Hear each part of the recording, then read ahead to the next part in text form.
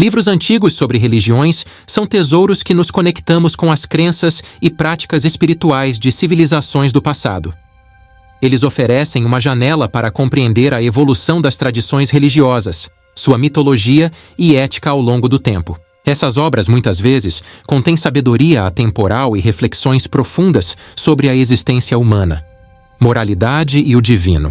Explorar livros religiosos antigos, como a Bíblia, o Alcorão, os Vedas ou os textos taoístas, nos permite apreciar a diversidade das experiências espirituais e a influência que essas implicações tiveram na história, na cultura e na formação das sociedades. Além disso, esses livros podem ser fontes de inspiração e guia para indivíduos que buscam significado e direção em suas próprias vidas. No entanto, é importante abordar essas obras com um olhar crítico e respeitoso, reconhecendo que interpretações e práticas religiosas podem variar amplamente. O descobridor e dono dos códices de bronze é Hassan Saida, um caminhoneiro beduíno que vive na aldeia árabe de al-Ghanim, Shibli. Ele se negou a vender as peças e só cedeu amostras para que sejam analisadas no exterior. Mas antes de começarmos, não se esqueça de se inscrever no canal e ativar o sininho para não perder nenhum dos nossos vídeos sobre história e arqueologia.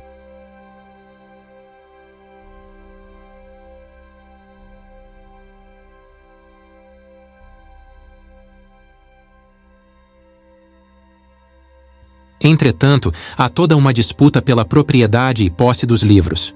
O dono alega que pertencem à sua família há um século, fato contestado por outros, segundo The Telegraph. O governo jordaniano apoia as investigações porque, segundo Ziad al-Saad, diretor do Departamento Jordaniano de Antiguidades, os códices realmente se comparam e até são mais significativos que os rolos do Mar Morto. Ele ainda acrescenta que podem constituir a mais importante descoberta na história da arqueologia. Enquanto que os rolos do Mar Morto foram feitos em pergaminho ou papiro e contêm as mais recentes versões dos livros da Bíblia e outros textos no formato tradicional dos escritos judaicos, isto é, rolos. Estes códices estão organizados como livros, forma associada com o cristianismo nascente. Ziad al-Saad acredita que os autores foram seguidores de Nosso Senhor Jesus Cristo que trabalharam poucas décadas depois da crucificação. Então, o rosto reproduzido seria bem a sagrada face de Jesus Cristo, coroado de espinhos feita por um contemporâneo do Redentor. As partes escritas estão criptografadas em caracteres hebreus e gregos antigos para serem indecifráveis, segundo o Daily Mail. Uma das imagens mais impressionantes apresenta um homem na força da vitalidade, cabelo solto e cacheado, levando na cabeça aquilo que parece ser uma coroa de espinhos. Esta imagem extraordinária seria a mais antiga reprodução do rosto de Nosso Senhor Jesus Cristo. Ela talvez foi feita por alguém que o conheceu ou o viu pessoalmente. A imagem tem relevo, dando a impressão tridimensional de uma cabeça humana, que um lado é apresentada pela frente e do outro por trás. Em volta dos dois lados, há inscrições criptografadas. Mas uma parece conter as palavras Salvador de Israel, uma das poucas inscrições até agora decifradas. Uma palmeira parece simbolizar a casa de Davi, a casa real de Israel, de quem Nosso Senhor era legítimo chefe, portanto, rei de Israel por direito, acompanhada por linhas que formam cruzes. Sucessivas estrelas representariam a árvore de Jessé, ou seja, a árvore genealógica de Cristo. A doutora Margaret Barker, ex-presidente da Sociedade de Estudos sobre o Antigo Testamento, apontou que o judaísmo proíbe as imagens com feições humanas. Os livros, portanto, só poderiam ser cristãos. O livro de Enoque e o personagem que lhe dá o nome. Esse livro é uma das obras apócrifas que não fazem parte do cânone sagrado cristão mais tradicional, mas tem um lugar no cânone bíblico etíope. Enoque é um personagem fascinante nas Sagradas Escrituras.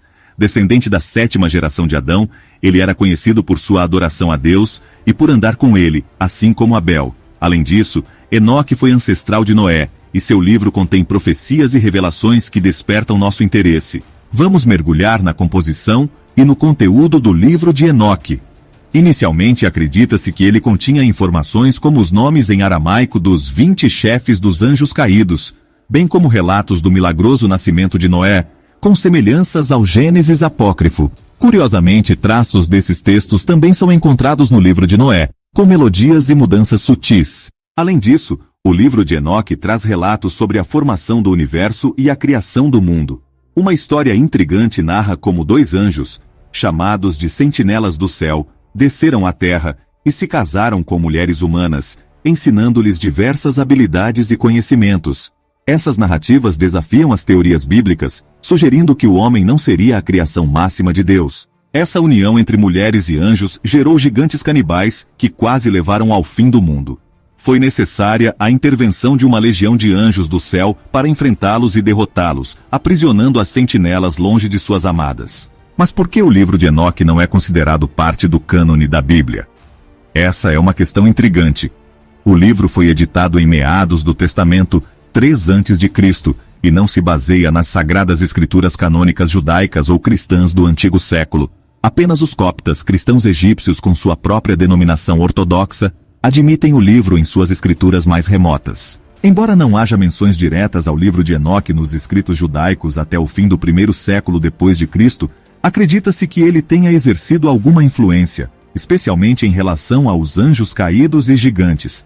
Existe um grupo denominado Qumran entre os judeus, que possuía diversos escritos bíblicos, incluindo o livro de Enoque, mas a validade desses documentos ainda é objeto de debate.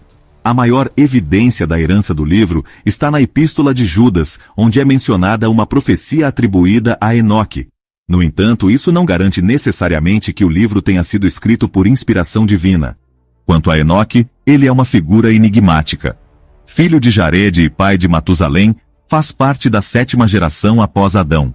Segundo a tradição, Enoque foi tomado por Deus e poupado da morte e do dilúvio, vivendo ao lado do divino eternamente. Outros significados sugerem que ele determinou a passagem do tempo no calendário devido aos seus 365 anos de vida. Há também relatos adicionais na Pérola de Grande Valor dos Mórmons, que descreve Enoque como um profeta que foi convocado por Deus para pregar sobre o arrependimento ao povo. Sua influência foi tão marcante que ele é considerado o líder do povo Sião. Enfim, o livro de Enoque continua a ser um fascinante enigma histórico e religioso, suscitando debates e curiosidade ao redor do mundo. O que vocês acharam dessas informações? Deixem seus comentários abaixo e não se esqueçam de se inscrever no canal para receber mais conteúdo como esse. Até a próxima! A partir de agora, temos uma história incrível para compartilhar com vocês. A descoberta de um esqueleto gigante do rei Anunnaki Nefilim, encontrado completamente intacto em seu túmulo. Este achado arqueológico desafia as noções convencionais e prova que gigantes já caminharam pela Terra. O ano era 2008 e a descoberta ocorreu por acaso no Kurdistão, no Irã, um país notoriamente fechado ao mundo ocidental, mas com conexões importantes com a Rússia. Foi graças à mídia russa e à imprensa televisiva que tivemos acesso a informações sobre essa descoberta surpreendente. Tudo começou com a escavação para a construção dos alicerces de uma casa que revelou um mausoléu contendo 3 caixões. Conforme as escavações continuaram, desvendou-se uma antiga civilização e as ruínas de uma cidade que datam de 10.000 a 12.000 anos atrás, embora as autoridades islâmicas tenham posteriormente revisado essa data. Dos 3 sarcófagos encontrados no mausoléu, apenas os 2 primeiros foram documentados em vídeo. O conteúdo do 3º sarcófago permanece um mistério. Embora seja difícil determinar a altura dos indivíduos a partir do vídeo, eles parecem excepcionalmente altos. Um deles, notavelmente, usa uma coroa, sugerindo ser o governante da cidade. Ele foi enterrado ao lado de seu feiticeiro, levando à especulação de que o 3º sarcófago pode conter a sua rainha. As moedas de ouro colocadas nos olhos do rei são um costume antigo e fornecem uma pista crucial que desafia a narrativa oficial de que as ruínas datam do século XII. Além disso, os traços faciais dos esqueletos mostram características caucasianas, embora com uma pele acobreada, e estão adornados com ornamentos feitos de ouro e pedras preciosas. Esses ornamentos contêm uma escrita cuneiforme que, embora não identificável, revelou o nome do 2º indivíduo encontrado no 2º sarcófago, indicando sua profissão de mago. O sarcófago real parece estar revestido de um metal dourado que se assemelha a ouro. Nas proximidades do monarca, foi encontrado um caixão de ouro incrustado com estranhas pedras que possuem uma qualidade luminosa peculiar, semelhante às encontradas nos adornos do rei. Essas pedras misteriosas continuam sendo um enigma que intriga os pesquisadores. Esta descoberta extraordinária lança luz sobre uma civilização antiga e sua cultura, desafiando noções preconcebidas sobre o passado da humanidade. A história do rei Anunnaki Nefilim nos lembra que a verdadeira história da Terra é muito mais complexa e fascinante do que poderíamos imaginar.